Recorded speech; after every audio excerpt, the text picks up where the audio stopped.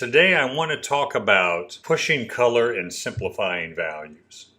I think simplifying values kind of makes sense. We're trying to make things more simple, make them more paintable. And the best way to do that is to have fewer and more simple value patterns. Not a lot of little details, little value changes. But pushing color is kind of a different idea in that when I say push color, that means I want to push the color to best do what I want it to do. In other words, if it's a bright sunny day, I'm going to push the color maybe a bit warmer in the sunlit areas and a bit cooler in the shadows. If I want to show more depth in my painting, I'm going to push the color a little more muted, a little cooler in the distance. So pushing and pulling the color to say what I want to say in the painting, especially if we're using photography, not copying it exactly. The photograph should be just a guide, a kind of a starting place color-wise, give you an idea of color. But then we should take the color and again, push it, pull it to make it say what we want to say. So let's get started here. I have some paintings and photographs together that I use. This is a photograph from southern Utah. I think the Virgin River. I don't quite remember. It's a long time ago. It's an old painting. And this is late in the evening. And generally, if I'm photographing and or painting, I'm going to be taking photographs or painting early morning, later in the afternoon. Midday, the values and colors can go kind of flat, depending on where you are especially, but in time of year. But this is in the summer, so later in the afternoon, the shadows get bigger. Shadow patterns become bigger. The big light patterns become bigger. In other words, there's not as much halftone. There's more big shadow, big light areas. Creates more drama in your painting. So those are the better times to paint or photograph. And this does have big, simple shadow patterns. The dark foreground, the dark light area here in the middle ground, the light and the dark in the background. I mean, it's set up really well, kind of abstract patterns of dark and light. Now, we get overly caught up in this stuff. You know, all the little detail in the water, all the details going on in here. But for as long as you can, just work on getting the right value relationships of these big patterns of dark and light. That way you can adjust values better, and you can also think through the color better. But the minute we start thinking detail, all the ripples in the water and the blades of grass, all the stuff, little branches, painting's going to go south, and color becomes really hard. So here's the painting. You can see I changed the color quite a bit. Color is pretty much just a choice. Look at the photograph again.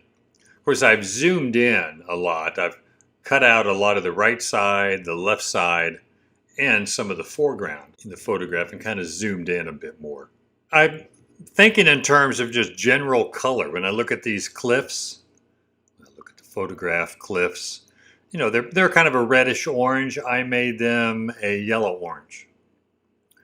And then pick the color close to the complement. I picked kind of a bluish, blue to blue violet, and then muted it with a little yellow orange. So if there's yellow orange in the light area, there's going to be at least a little bit of yellow orange in the shadow area. So kind of a blue, violet, and yellow orange for shadow. They're close to complements, or close to being complements. And then the yellow orange has some blue violet in it, also some viridian, but that kind of mutes some of the yellow orange, so it's not real bright and intense. It is a rock. It's not a yellow painted house. So I have to mute it slightly. And usually we're using the complement. Same thing with the green trees. I got a yellow green in the sunlight, blue green in the shadow. I mean, keep your color ideas simple, but push the temperature to suggest the sunlight.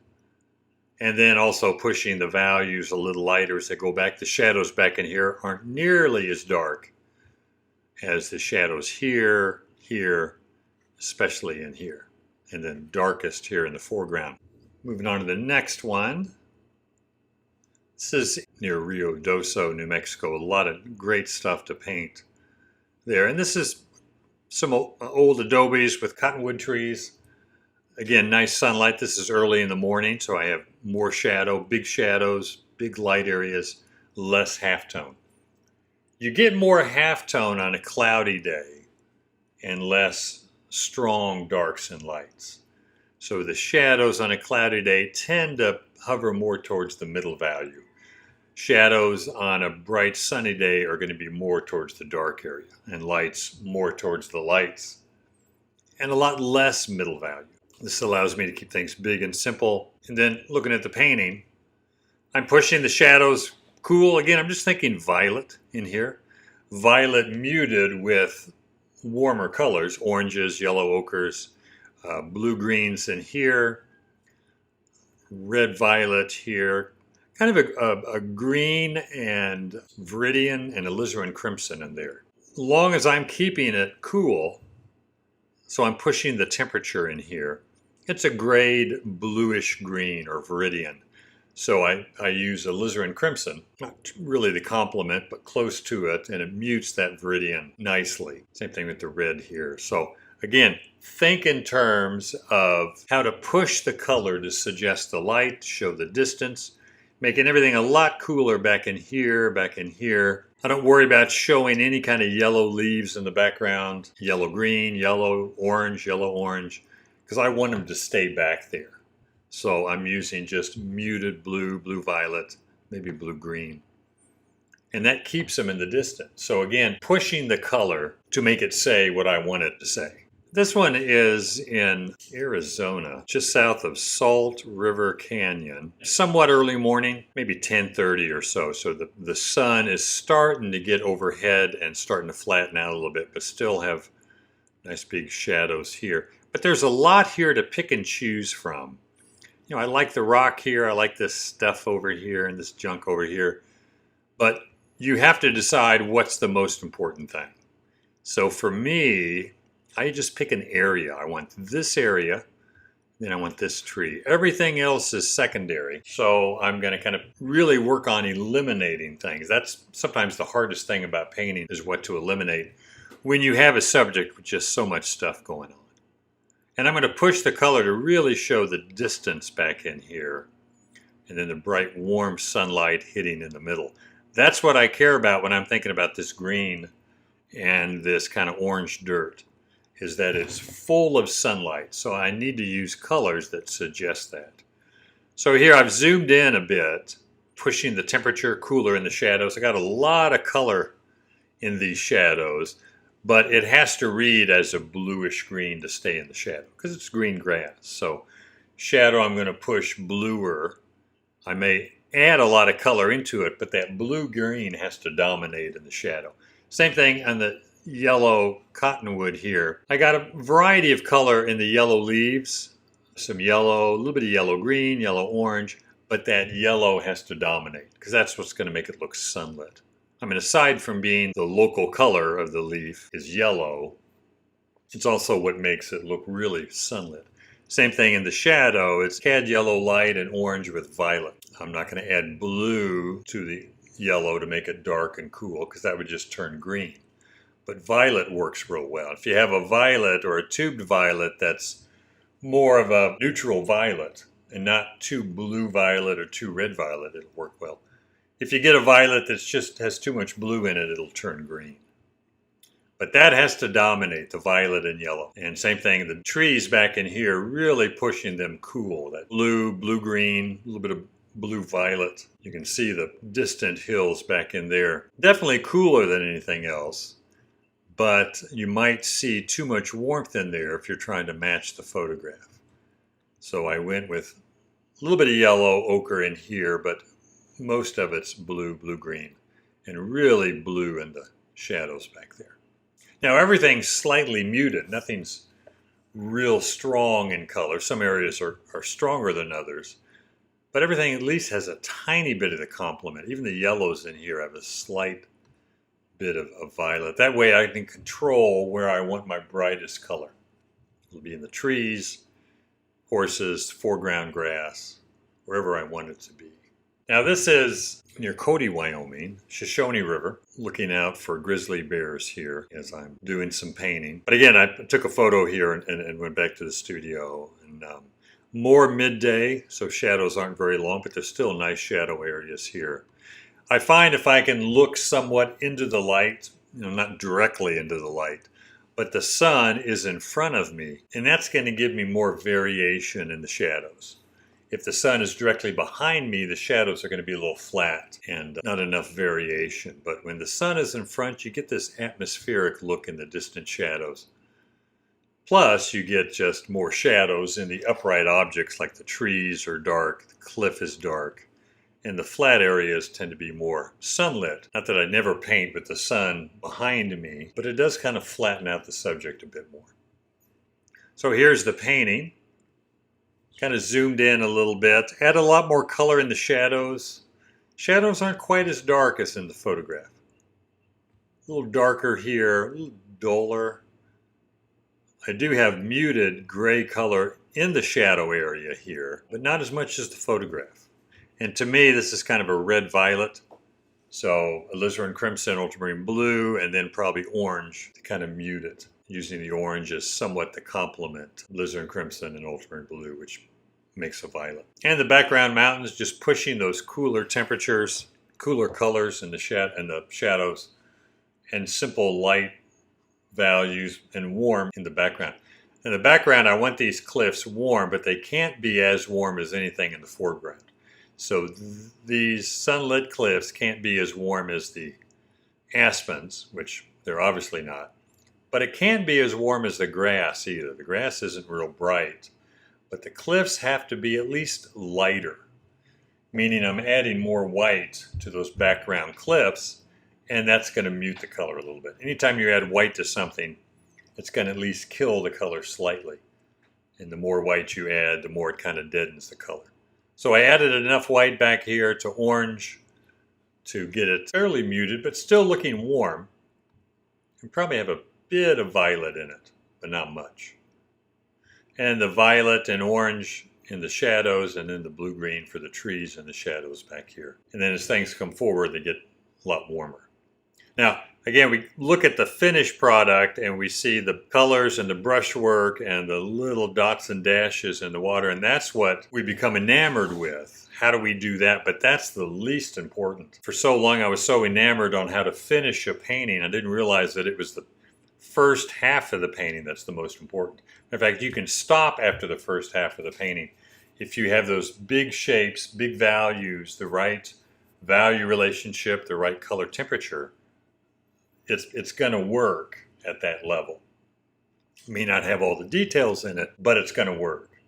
So focus on that first, and I think out of that, the finish or the detail kind of comes second nature. It's so much easier to figure out how to finish, how to add detail, once you can get the big shapes simplified and have the right value and color relationships. There's a Grand Canyon, a little on the dull side, midday, very flat out here, not quite totally midday yet, but it's getting close, still some shadows, so nice shadows there, and nice shadows on the rocks.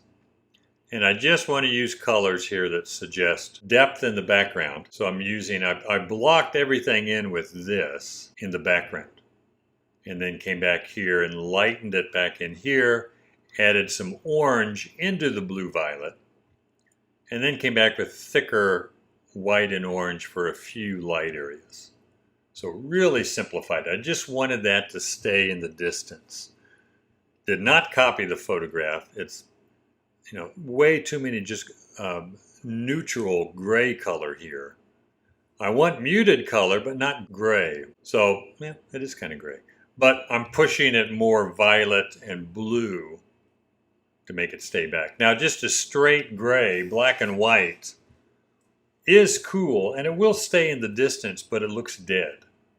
So don't think in terms of gray. I'd rather think in terms of a muted or grayed color.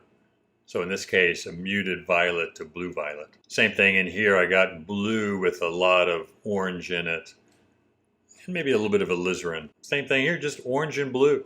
Now I came back with some different colors, but it's that initial big shape, big value, big color that's the most important. And I made the decision of orange and blue. It's probably something like that. just orange and blue, because this is white and orange with a little bit of blue. Make your color choices simple and think in terms of the temperature, and then simplifying the shrubbery in here to kind of lead the eye up and over here and out. And I'm pushing a little more warmth in these rocks than what the photograph shows, a lot more yellow, where the photograph is a bit more of just real muted orange. And orange is warm, but it's not nearly as warm as yellow. So if I make a yellow orange, it's going to look a lot warmer than just orange. These are some boats in Greece. The background is just way too much. I don't care anything about the background. I'm purely interested in the boat. So I like the big rectangular shape here, this shape here, the strip of light there. It's a very abstract looking kind of thing going on here, the barrels. So I'm just obliterating the background, just putting simple shape of trees back in there. Doesn't look as Greek as the photograph. But this gives me some big shapes of dark and light that I can kind of play around with.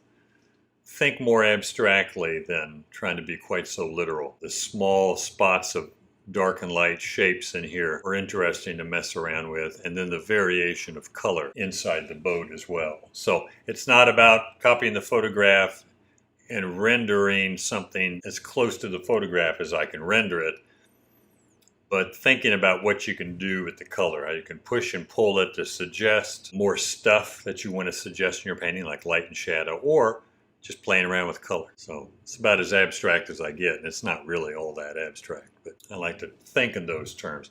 This is in Greece also. These painted trees in this garden, beautiful place, but way too cluttery back in here. So I'm going to push the background into just blue, blue-green, blue-violet, and just paint these 3 or 4 trees with the flowers in here as well, but really simplifying that background to make the painting a lot easier to read. And everything becomes dark and light oriented because there's a lot of shadow, a lot of dark and light shadow. So it's a lot easier to pick cooler colors in the shadow of the trunk. Simple, warm of white and orange. And my busy areas are here and a little bit in this tree. Everything else is a lot more simplified than the photograph. Focus on what it is that you want to say in the painting, what objects stand out the most, and just focus on those. Let everything else be a lot more simplified. Your painting will read a lot better that way than if you try and put everything in it all the time. One more here. This is in Tucson, Arizona, late in the evening. So real nice shadow patterns, light patterns. Got some real strong color here in the sunlight. Some more muted sunlit areas in the background, and a lot of variation in the foreground. So again, I'm thinking in terms of colors that'll suggest that idea of strong sunlight and shadow. So I went with violet, pretty strong violet. Violet or red violet in the dirt, sandy area here in the shrubbery. Then some blue-green as it goes into the cactus. And the further back shadows are, just the more bluer they become. So just a little bit of a slightly muted blue in here is going to read well for distant shadows, really of any color. Here they happen to be green because the grass is green, but no matter what it is, it would be fairly blue, especially back in here because that's so far away that all the other colors will drop out and all that's left is a muted blue. Blue is the one color that sticks around as you're painting further and further away. All the other colors fade and eventually drop out. I hope that was helpful, trying to understand the idea of, especially working with photographs, how to pick colors to say what you want to say in the painting. In other words, show the sunlight, shadow, depth,